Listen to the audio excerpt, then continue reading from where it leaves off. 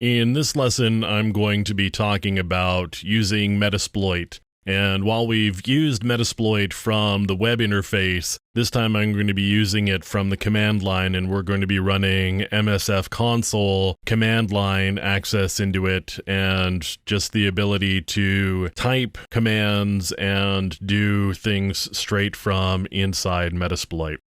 So I've got Metasploit open here now, and I've got the console. You can see I've got 922 exploits and 496 auxiliary, 251 payloads. It's got a lot of information in it that provides you the ability to build exploits and also just run existing ones. So one of the things I can do here is I can run nmap straight from inside Metasploit. I'm going to set a very high timing rate, and I'm going to run it against 192.168.1.245. And you can see some results here. So I can show you the hosts that I've got in my database, and nmap uses Postgres on the back end. So when I run this command, I'm actually checking the Postgres database that Metasploit connects to. So you can see here I've got a Linux system in my database and a Windows XP system. Another thing that I can do is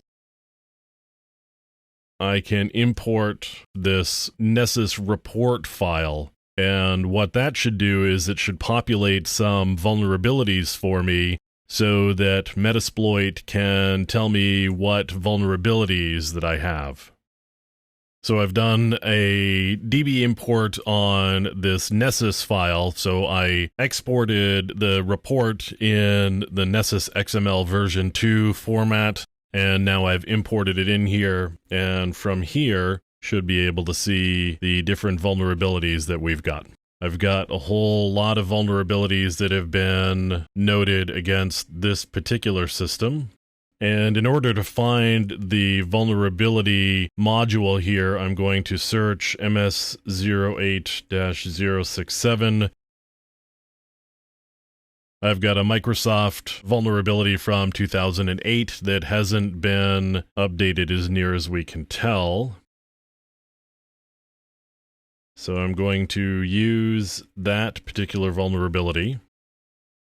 Now you can see the options that I've got here. So I'm going to set our host to 192.168.1.245. And now I can just exploit. And so it's going to run the exploit against the system, and you can see it's running. We've sent the second stage, and now I've got a Meterpreter session open.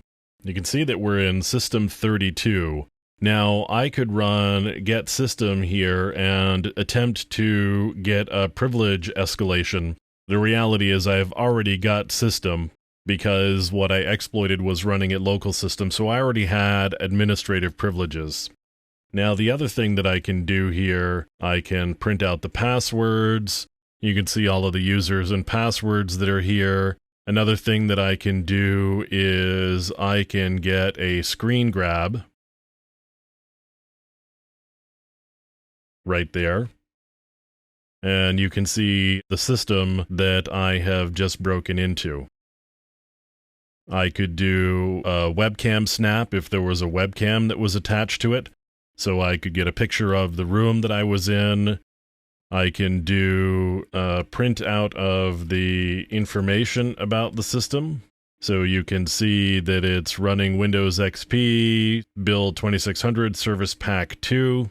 So those are different things that you can do from Metasploit and Meterpreter.